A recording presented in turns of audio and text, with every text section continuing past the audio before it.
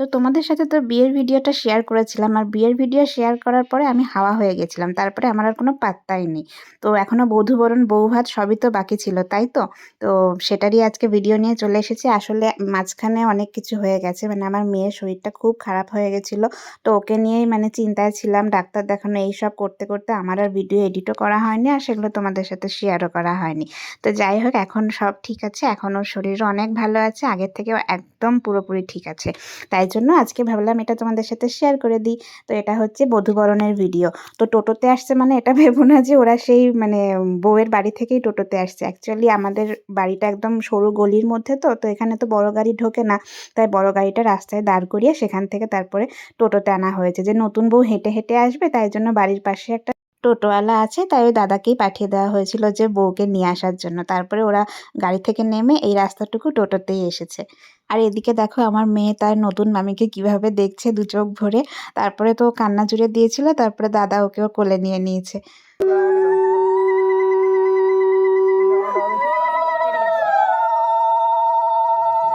এখানে তো ওরা সব বরণডালা নিয়ে দাঁড়িয়ে রয়েছে, আর তারপরে আমি এখান থেকে টুক করে চলে গেছিলাম গেট ধরার জন্য, একদম বাড়ির সামনে। তো তারপরে গেট ধরেছিলাম ঠিকই, টাকাও দিয়েছিল, কিন্তু সেই টাকা চলে গেছে অন্যজনের হাতে। মানে গেট ধরলাম আমি, তারপরে আমার পিছন পিছন আরও বেশ অনেক কেউ আসলো, তারপরে টাকা নিয়ে অন্য কেউ চলে গেল। আমি আর একটা টাকাও পাইনি এখনো পর্যন্ত। তারপরে কি করেছি জানো, মানে এসব আমার বুদ্ধি না, এসব আমার জামাইবাবুর বুদ্ধি। ও আমাকে বলেছিল যে যাতে বউ যে পিঁড়িতে বসবে সেই পিঁড়িতে আমি যেন একটা জুতো লুকিয়ে রাখি বেশ সুন্দর চাদর ফাদর ঢাকা দিয়ে। তো আমি তাই করেছিলাম, কিন্তু বউ এত চালাক, ও সব বুঝতে পেরে গেছিলো। তো তোমরা দেখো, সেই ভিডিওটাও আছে।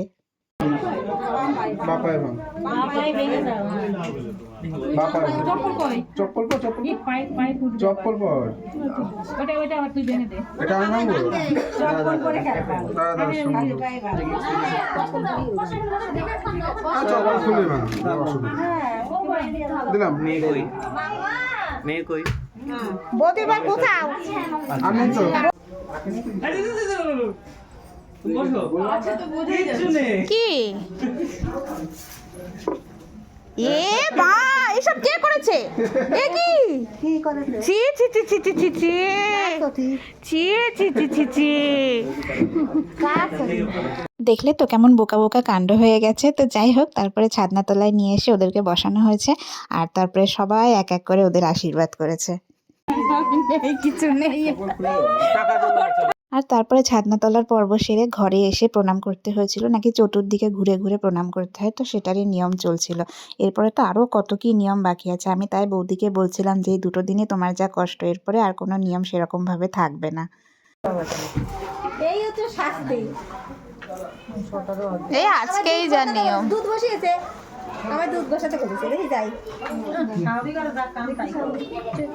বাবা ছুটি যাও। আবার বলো, তিনবার বলো। কি দেখলে? কি দেখেছো? ঠিক আছে। বধূবরণের ভিডিও মোটামুটি আমি এই পর্যন্ত করতে পেরেছি, তো এটাই তোমাদের সাথে শেয়ার করলাম। এরপরে এটা হচ্ছে পরের দিনের ভাত কাপড়ের ভিডিও। এটা যাও বা অল্প একটু করতে পেরেছি, এরপরে রাতের ভিডিও তো কিছুই করতে পারিনি, তো সেটা তোমাদের সাথে কিছু ফটো আমি শেয়ার করে নেব, ওটাতেই তোমরা দেখে নিও। আমি তো ভেবেছিলাম মানে যখন যেরকম সাজবো প্রত্যেকটা লুক তোমাদের সাথে শেয়ার করব, গেট রেডি উইথ মি আমি আলাদা আলাদা করে ভিডিও করব, কিন্তু সব কিছু আমার মানে কি বলবো মায়ের ভোগে চলে গেছে। তা আমি সেরকমভাবে কিছুই ভিডিও করতে পারিনি বেসিক্যালি বিয়ের। বল, তুমি বলবো আমি গ্রহণ করলাম। ও তো বলাই নেই এখনো।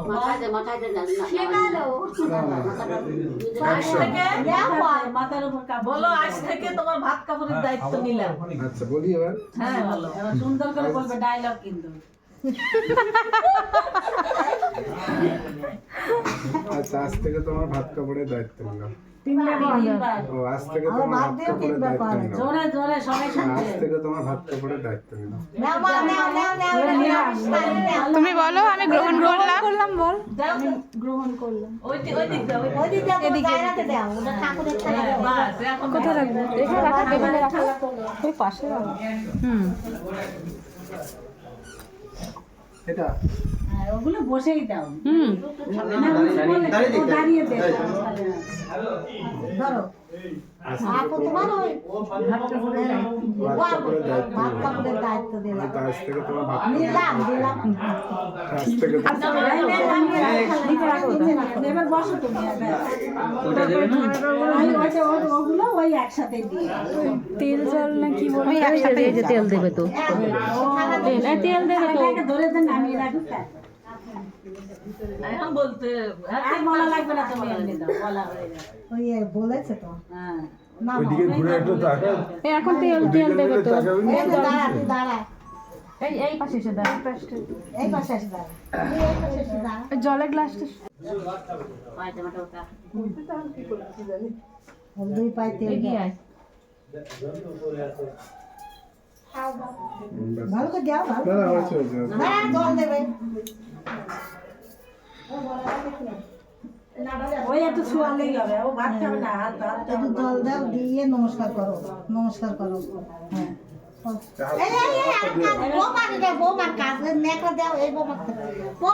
আপনি একটু বাদিকে চাপুন। এই দিল, তুমি দাঁড়াও। আপনি একটু বাদিকে চাপুন। এই ছিল ভাত কাপড়ের ভিডিও। এরপরে চলে এসেছি রাতের ভিডিও নিয়ে। আমি তো তোমাদের আগেই বললাম যে আমি খুব বেশি ভিডিও করতে পারিনি, তো যতটুকু করেছি আমি সেটা তোমাদের সাথে শেয়ার করছি। তো এই দেখো, আর এই হচ্ছে কি আমার লুক। এই শাড়ির কালারটা সবার খুব পছন্দ হয়েছিল। তোমাদের কেমন লাগছে অবশ্যই জানিও। এটা দাদার বিয়ে উপলক্ষে আমি নিয়েছিলাম।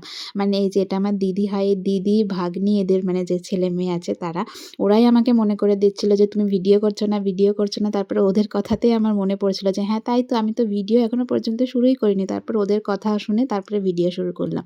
আর এদিকে দেখো, এগুলো হচ্ছে দাদার সব অফিসের কলিগরা। এই যে এটাও আমার একটা ভাগ্নি হয়। ও বলছিল মাসি তুমি ভিডিও করছো না, তারপরে ওকেও নিয়ে নিলাম ভিডিওতে। আর এখানে রয়েছে আমার বড় বৌদি আর তার মা। আর এরপরে না মানে আমার মেয়ে এত ঝামেলা করছিল, যে কারণে আমার প্রচণ্ড মাথা গরম হয়ে গেছিলো। আসলে তখন বুঝতে পারিনি যে ওর শরীরের মধ্যে কোনো অসুবিধা হচ্ছিলো, সে কারণে ও এত কান্নাকাটি এত ঘ্যান করছিল। কিন্তু আমার এত রাগ হয়ে গেছিলো, তারপরে তো আর কোনো ভিডিওই করিনি। তারপরে তো আমি সোজা বাড়িতে চলে গেছিলাম। তারপরে রাত 12টার সময় আবার আমি লজে এসে খাওয়া দাওয়া করে তারপরে একবারে গেছি। তো পরে বুঝতে পেরেছিলাম যে ও আসলে খুব শরীর খারাপ লাগছিল। ও পরের দিন থেকেই একদম পুরো শুধু বমি করে যাচ্ছিল। যাই খাওয়াচ্ছি সেটাই ওর বমি করে দিচ্ছিল। তখন বুঝতে পারলাম যে ও কী কারণে এত কান্নাকাটি করছিল। তো যাই হোক, এটাই ছিল ভিডিও আজকের মতন। টাটা, সবাই খুব ভালো থেকো, সুস্থ থেকো। খুব তাড়াতাড়ি দেখা হবে অন্য কোনো ভিডিওতে। আর এরপরে আমি হয়তো শ্বশুরবাড়ি চলে যাব, তো সেখানে গিয়ে আমি যতটুকু ভিডিও করতে পারবো সেটা তোমাদের সাথে শেয়ার করব। তো টাটা, বাই বাই, সবাই খুব ভালো থেকো, সুস্থ থেকো।